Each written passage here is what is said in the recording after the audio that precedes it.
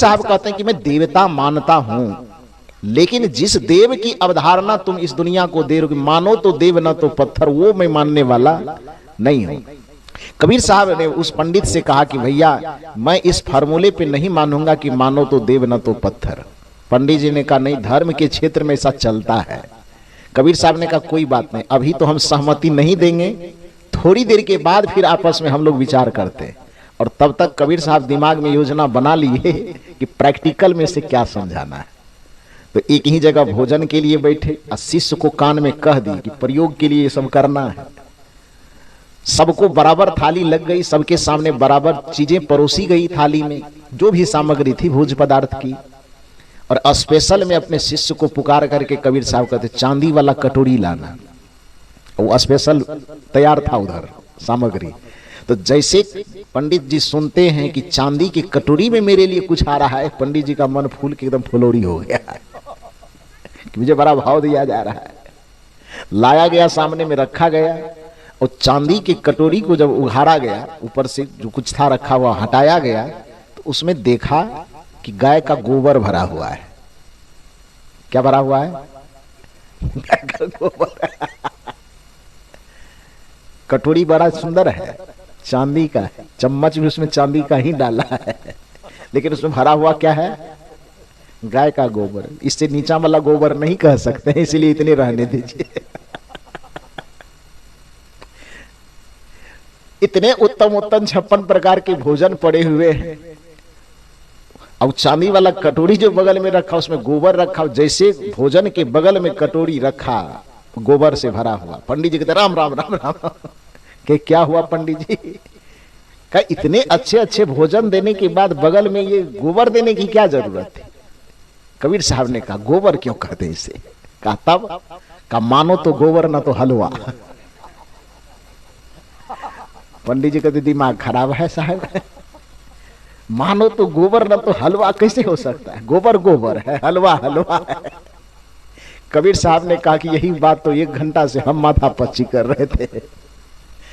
जब ये चांदी के कटोरी में भरा हुआ गोबर मानने से हलवा नहीं हो सकता है, आपकी बुद्धि यहां काम कर रही है कि गोबर मानने से हलवा नहीं हो सकता, गोबर गोबर है, हलवा हलवा है। तो यही हाथ जोड़ करके विनय तो हम भी कर रहे हैं कि मानो तो देव न तो पत्थर कैसे होता? पत्थर पत्थर है, देवता देवता है। देवता परम चैतन्य अवस्था में जो आत्मा पहुंच जाती है उसको देवता कहा जाता है, और जो पत्थर है वो कठोरता से परिपूर्ण पदार्थ को पत्थर कहा जाता है। एक तरफ कोमलता और करुणा है और दूसरी तरफ कठोरता है, दोनों एक जैसा कैसे हो सकता है? एक तरफ प्राणी को देवता कहा जाता है और पदार्थ को पत्थर कहा जाता है। आपको इतना सा भी अकल नहीं है कि पदार्थ कभी प्राणी नहीं हो सकता और प्राणी कभी पदार्थ नहीं हो सकता। पदार्थ पत्थर एक जड़ है और देवता उस परम चैतन्य का नाम है जिसमें परम चेतना का, परम सजगता का समावेश हो चुका हो। जिस चेतना में उसको देवता कहा जाता है। जिसका चित्त, जिसका चिंतन दिव्यता से समाहित हो गया हो, उस परम चैतन्य दिव्य आत्मा को देवता कहा जाता है। यदि दिव्य गुणों से संपन्न कोई स्त्री है उसको देवी कहा जाएगा, और यदि दिव्य गुण आचरण से संपन्न कोई पुरुष है तो उसको देव कहा जाएगा। तो जो दिव्यता धारण करने के कारण देव बन सके उसको आप पत्थर से कैसे तुलना कर सकते भाई? पत्थर तो उसको कहा जाता है जिसका हृदय कठोर हो, अब देवता उसे कहा जाता है जिसका हृदय कोमल हो। पत्थर उसे कहा जाता है जो दूसरे की पीड़ा को देख करके द्रवित न हो। इसलिए तो जब आदमी कठोरता का व्यवहार कहता है तो कोई आदमी ताना मार के कहता है हृदय एकदम पत्थरे हो गया है क्या जी? कहता है कि नहीं? यदि बात समझाते समझाते किसी के समझ में कोई बात नहीं आती है तो आदमी खींच करके कहता एकदम बुद्धि पथरा गई है। कहता कि नहीं? पथरा गई माने पत्थर की तरह हो गई है। तो लाख समझाने के बावजूद भी समझ में बात ना आना, ये मुहावरा बन गया कि बुद्धि इसकी पत्थर के जैसे हो गई। किसी के हृदय में संवेदना का ना होना, किसी के हृदय में दया का ना होना, किसी के हृदय में करुणा का ना होना, किसी के हृदय में क्षमा का ना होना, प्रेम का ना होना, दया का ना होना। यदि ऐसी अवस्था आ जाती है किसी के हृदय में कि उसके हृदय में दया, क्षमा, प्रेम, करुणा, संवेदना, सहनशीलता नहीं रहती है तो देखने वाला आदमी का तब उससे कुछ मत कही, वो एकदम हृदय पत्थर है, उसका कठोर हृदय का है। कहता है कि नहीं कहता है? तुलना करुणा से होती है, प्रेम से होती है, सत्य से होती है, राम को देवता इसलिए कहा जाता है क्योंकि राम को सत्य का अवतार माना जाता है। कृष्ण को देवता इसलिए कहा जाता है क्योंकि कृष्ण प्रेम के अवतार माने जाते हैं। और शिव को देवता इसलिए कहा जाता है क्योंकि वो करुणा के अवतार माने जाते हैं ना। शिव पत्थर होने के कारण देव है इसलिए नहीं है, बल्कि शिव करुणा से संपन्न होने के कारण देव है। राम दशरथ के पुत्र होने या मूर्ति होने के कारण देव नहीं है, बल्कि श्री राम सत्य होने, सत्यव्रती होने के कारण देव हैं। यदि कृष्ण को आप देव कहते हैं तो कृष्ण केवल और केवल पत्थर की मूर्ति होने के कारण देव नहीं है, बल्कि कृष्ण प्रेम के उदात्त स्वरूप होने के कारण, प्रेम के स्वरूप होने के कारण कृष्ण देव हैं। तो आज भी किसी में यदि उस प्रेम का उद्घाटन हो जाए तो कृष्ण की तरह देवताओं की पंक्ति में शामिल हो सकता है। आज भी किसी के हृदय में करुणा का उमार आ जाए, इतनी करुणा हो जाए कि दुनिया के दुखों को देख करके उसका हृदय पिघल जाए और दुनिया के दुखों को दूर करने के लिए अपना तन मन धन जीवन सर्वस्व अर्पण कर दे, तो वो शिव के तुल्य देव हो सकते हैं। यह हमारी भारत की संस्कृति कहती है। आज भी जिसके जीवन में सत्य, सेवा और समर्पण उतर जाए उसको राम कहा जा सकता है। राम का चरित्र तो यही दर्शाता है। पहला चीज कि मात पिता गुरु नावही माथा, प्रात काल उठी की रघुनाथा, मात पिता गुरु नावही माथा। राम की मर्यादा राम होने के कारण नहीं है, बल्कि राम की मर्यादा इस मामले में है कि वो एक आदर्श पुत्र है। राम की मर्यादा इस मामले में है क्योंकि वो एक आदर्श शिष्य है। बड़े पद पर बैठ जाने के बावजूद भी राम जी की सभा में जब गुरु का आगमन होता है, एक संत का आगमन होता है, तो राम जी ये नहीं कहते हैं कि गुरु जी को वेटिंग हॉल में बैठाइए, हम 1 घंटा के बाद मिलने के लिए आते हैं। नहीं कहते। ये मर्यादा है श्री राम की, ये सीखना पड़ेगा। भारत ही नहीं, दुनिया के कोई भी मनुष्य हो, अपने गुरु का, अपने माता का, अपने पिता का, अपने श्रेष्ठ जनों का, अपने बुजुर्गों का सम्मान कैसे करना चाहिए, यह श्री राम जी के चरित्र से सीखा जा सकता है। राम यदि राम है तो इस चरित्र के कारण राम है कि उसे ये पता है कि चाहे हम भगवान के पद पर क्यों ना बैठ जाएं, लेकिन सामने में यदि गुरु आ जाए तो भगवान के पद पर जो सिंहासन है उस सिंहासन को छोड़ करके गुरु को उस पर विराजमान करना है और हमको गुरु के चरण में बैठ जाना है। ये राम की मर्यादा सिखाती है। रामचरितमानस में प्रसंग है। ये एक बार राम जी अयोध्या में बैठे अपना राजकाज संभाल रहे थे। राज सत्ता से जुड़ी हुई कोई बातें हो रही थी, मीटिंग हो रही थी, सभा लगी हुई थी, और अचानक पता चला किसी के द्वारा कि गुरुजी का आगमन सभा में हो रही है। या हो सकता वो खराव पहने हो, खराव खटखटाते हुए आ रहे हैं। तो गुरुजी के खराव की आवाज सुनकर के राम जी समझ गए कि गुरुजी का आगमन हो रहा है। रामचरितमानस में इस प्रसंग को जोड़ा गया। एक बार वशिष्ठ मुनि आए, जहां राम सुख धाम सुहाए। गुरु जी का आगमन सभा के मध्य होता है। राम जी ने ये नहीं कहा कि गुरु जी आपको इस समय में नहीं आना चाहिए, थोड़ा टाइम देख करके आना चाहिए, अभी हम लोग की मीटिंग सीटिंग चल रही है, बीच में क्यों आ गए। आज के चेला कहेगा कि नहीं कहेगा। थोड़ा एमएलए हो जाए, एमपी हो जाए। कुमार साहब कुछ बोल रहे हैं। आज के चेला फोन लगा बोलेगा। हाँ फोन लगा अपॉइंटमेंट पहले लेना होगा। सूचना दीजिए तब भाई। तो सरपंच हो जाए, एमएलए हो जाए, एमपी हो जाए, यदि कहीं मुख्यमंत्री हो जाए तब तो बड़ा और मुश्किल है। राम जी के जीवन चरित्र से यह सीखना पड़ेगा। राम जी इसलिए देव है क्योंकि अपने चरित्र से दुनिया को कुछ सिखा सकते हैं। वो राम इसलिए देव हैं क्योंकि अपने चरित्र से पुत्रों को सिखा सकते हैं कि बेटा कैसा होना चाहिए, शिष्य को सिखा सकते हैं कि शिष्य कैसा होना चाहिए। कोई मित्रता करना चाहता है तो उस मित्रता का वो प्रेरक है, बता सकते हैं कि मित्रता ऐसे निभाई जाती है।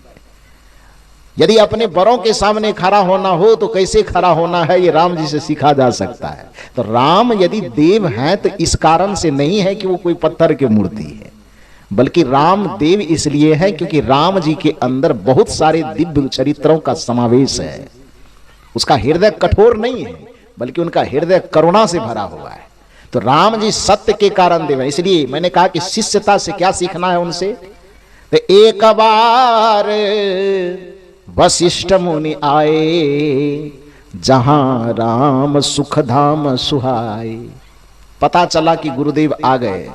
सिंहासन छोड़ करके राम जी दौड़े जाते हैं और वशिष्ठ जी का हाथ पकड़ करके धीरे धीरे सिंहासन तक लाते हैं।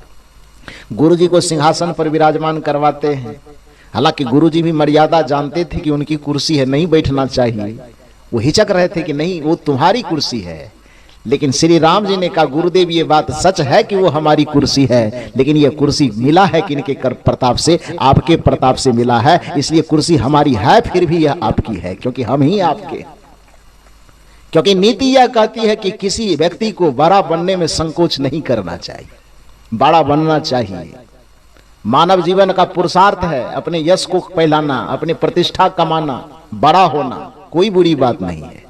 लेकिन नीति कहती है कि इतनी बात का ध्यान रखना चाहिए कि बड़ा होना आवश्यक है, बड़ा होना चाहिए, लेकिन उसके सामने कभी बड़ा नहीं होना चाहिए। जिसने आपको बड़ा बनाने में अपना हाथ लगाया है, उसके सामने कभी बड़ा नहीं होना चाहिए। बड़ा आपको किसने किसने बनाया है ये स्मरण तो आपको होगा, लेकिन मुख्य रूप से तीन तो ऐसा है जिसने हमें बड़ा बनाया। हो सकता है 3 के अलावा 30 का भी योगदान हो सकता, लेकिन प्रमुख रूप से 3 का योगदान तो अनिवार्य है। वह कौन कौन है? माता, पिता और गुरु। इसके अलावा किसी के जीवन में हो सकता है और 3 का योगदान हो सकता है 30 का योगदान हो सकता है 300 का योगदान हो, प्लस हो सकता है, लेकिन 3 के बाद ही प्लस होगा ना। माता, पिता और गुरु। एक भजन में हम लोग गाते हैं, सदगुरु आचार्य श्री धर्म स्वरूप साहब जी का एक पद है कि भूल कर कुसंग में जाया न कीजिए, अश्लील ग्रंथ गाना गाया न कीजिए। उसी भजन में एक पंक्ति आती है, जिनसे जन्म मिला फिर सद ज्ञान जो दिए। जिसने आपको जन्म दिया है, माता और पिता, और जिनसे जीवन जीने की कला मिली है, सदगुरु और संत। जिनसे जन्म मिला फिर सद ज्ञान जो दिए, जिनसे जन्म मिला फिर सद ज्ञान जो दिए। उन माता पिता गुरु को भुलाया न कीजिए।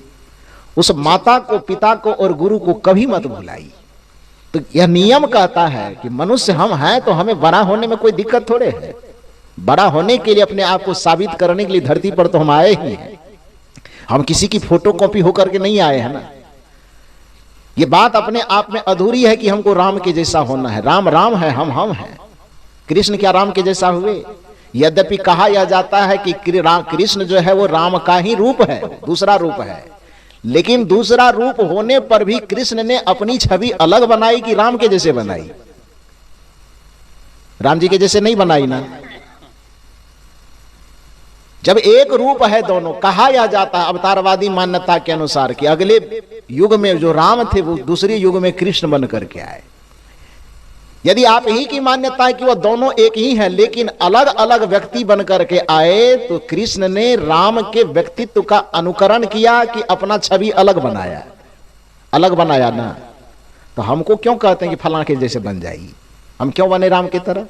जब कृष्ण नहीं बने राम की तरह, जब कबीर नहीं बने राम की तरह, जब बुद्ध नहीं बने राम की तरह, जब महावीर नहीं बने राम की तरह, जब मीराबाई नहीं बनी राम की तरह, जब सहजोबाई नहीं बनी राम की तरह, पलटू दादू जगजीवन नहीं बने राम की तरह, बल्कि अपने व्यक्तित्व का, अपने चैतन्यता का विकास करके अपना इतना बड़ा बना कि वह राम से अलग एक अलग छवि और एक अलग अपनी पहचान बनाई। तो हम भी मनुष्य जीवन धारण करके आए हैं, तो किसी के आदर्श से प्रेरणा तो हमें लेना है, लेकिन अपने चेतना को इतना विकसित करना है कि हमें अपनी पहचान अलग बनानी है। हमें किसी के जैसा नहीं बनना चाहिए, किसी का फोटो कॉपी नहीं बनना है।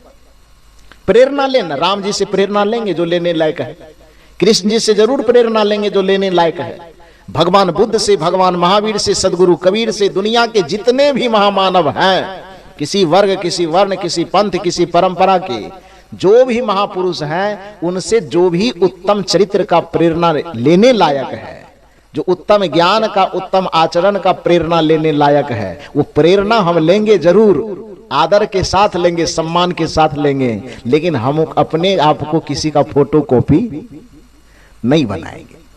एक व्यक्तित्व लेकर के हम आए हैं तो उस व्यक्तित्व को स्थापित करेंगे कि हम भी इस संसार में आए थे, हमारी भी एक पहचान है। तो राम जी ने अपनी पहचान मर्यादा के रूप में बनाई, कृष्ण जी ने अपनी पहचान प्रेम के रूप में बनाई, और भगवान शिव ने अपनी पहचान क्या बनाई? करुणा के रूप में बनाई। इसलिए कहा जाता है, भगवान शिव के लिए कहा जाता है कर्पूर गौरम, कौन अवतारम? करुणा अवतारम। हालांकि लोग उसको गांजा अवतारम बना दिया है, चिलमा अवतारम। दुर्भाग्य है ये। देवता वो चिलम गांजा भांग के कारण नहीं है, देवता वो गले में नाग लपेटे रहने के कारण नहीं है, देवता वह है करुणावतार। उसका हृदय करुणा से इतना भरा हुआ है कि अपना रहने के लिए घर न हो, फिर भी कहा जाता है कि दुनिया वालों को घर देता है। अब देता हो कि न देता हो शिव जी जाने, हम कभी लाइन में खड़ा होने गए नहीं है, हमको मिला नहीं तो हम कैसे बतावे। लेकिन दुनिया वालों की मान्यता के अनुसार उन्हें औढ़रदानी कहा जाता है, भोलेनाथ, जिसका कोई नाथ नहीं उसका नाथ। तो इस दृष्टिकोण से भी उसे यदि आप देव कहते हो तो अपने रहने के लिए जिसे घर ना हो फिर भी दूसरे को करुणावश घर दे देता हो तो उस करुणा के कारण वो महादेव है। उसके हृदय में प्राणियों के प्रति दया है कि अपना वो भांग धतूरा खा ले लेकिन दूसरे के उत्तम खाने की व्यवस्था करे। इस करुणा के कारण वह देवों के देव महादेव कहलाते हैं। अपना चलने के लिए गाड़ी ना हो, बैल पर चल लेना पड़े, पहनने के लिए कपड़ा ना हो, मिर्ग का छाला पहन ले, लेकिन दूसरे को यदि जरूरत पड़े तो एकदम अच्छे अच्छे वस्त्र पहना दे, दूसरे को जरूरत पड़े तो अच्छी अच्छी सवारी दे दे, अपने सवारी की कभी चिंता न करे, अपने सुख की कभी चिंता न करे, अपनी सुविधा की कभी चिंता न करे, बल्कि दुनिया के सुख सुविधा और सम्मान की चिंता करे, उसी को देवों का देव महादेव कहा जाता है। तो शिव जी इसलिए देव नहीं है क्योंकि वो पत्थर के रूप में, शिव जी इसलिए देव है कि उसका हृदय करुणा से भरा हुआ है। आप भी अपने हृदय को करुणा से भरिए ना, पत्थर को देव मानने की जरूरत नहीं पड़े।